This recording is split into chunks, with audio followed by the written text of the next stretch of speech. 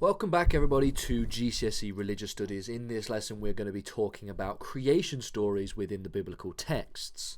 So we're going to be looking mainly at the biblical creation accounts that are presented in both the book of Genesis as well as the book of John.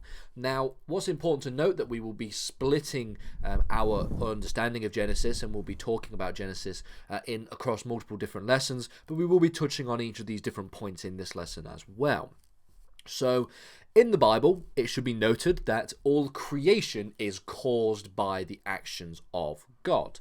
So this draws into and ties into our previous studies on the nature and characteristics of God. So, for example, the idea that God is omnipotent, the idea that God is omnipresent, we had the idea that God is omniscient, and also the idea that God is omnibenevolent. The most important of which, for the purposes of creation and the creating of things, is of course the idea that God is omnipotent. He has the power to do anything, including creating all of the universe. We will touch on Adam and Eve when we talk a little bit about the role of the Holy Spirit in the process of creation, again touching on our second lesson and linking between that as well, talking about the Holy Trinity. We will talk about Adam and Eve in that particular regard, but we will focus on Adam and Eve in the next lesson because there is a little bit of a delineation between Genesis 1 and Genesis 2 in terms of the creation accounts that are presented. So, at the start of the Bible, the very first passage in the Bible, in the book of Genesis, we find the biblical account of creation. It makes sense that we start with how the universe came into existence. Now, in this account that is presented in Genesis, I think I'll probably spend a bit of time going through the biblical account in a separate, just additional lesson, just reading through it and highlighting and noting different points. But in this account, we note that God brings order to chaos. And God does all of this by using speech. Now, this is what's very, very important. It's a very interesting theological concept. The idea being that God creates things using his voice. He creates things out of speech. And it is presented as a doctrine or a principle of creation via ex nihilo or ex nihilo. This is the idea that God caused things to come into creation, and he did so using speech. Let there be light, for example, being the first of the things that he does. God brings light into existence on the first day, and then over the course of the 6 days that follow, God goes about bringing all of the other things into existence as well. We see all of the different things across the 7 days of creation. Now, on the seventh day, he of course rests, which is why we get the Christian practice of the Sabbath, the idea that you rest on the Sunday, and this is obviously to signify the fact that God rested on his final day of creation.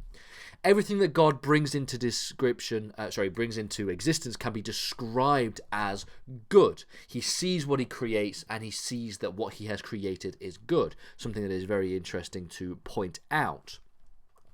He also shows within the creation stories in Genesis 1 the authority that God has over the creation. So in Genesis 1:10, for example, he says that God called the dry land earth. This signifies his authority over the delineation of the different things that he has created, and also the naming and the language that is associated with all of the things that he puts into creation. Now, a thing that I should note as well is there is a significance in the fact that human beings, the humanity, creation, was first created in his own image, and it was also created last. The idea being that you create the animal kingdom essentially, and plant life and all of these other things, and that you create humanity to have dominion over those different parts of creation. So the idea that essentially God saved the best till last in creating mankind signifies the fact that mankind has dominion over all of God's creation, and that is why they are created last, to be given dominion over everything else. A thing to note, and a link that we can draw between this lesson and the lesson on the Holy Trinity, is the role of the Holy Spirit in the creation of all things. So we talked about the concept of the Trinity, the idea of a monotheistic God being split into three distinct entities: the Father, the Son, and the Holy Spirit. One aspect, of course, being that of the Holy Spirit. Within the biblical creation accounts, in fact, the Holy Spirit plays a very key role. So in Genesis creation accounts, the Holy Spirit is said to be hovering over the waters. And in Genesis 2, God is said to have breathed into Adam's nostrils the breath of life.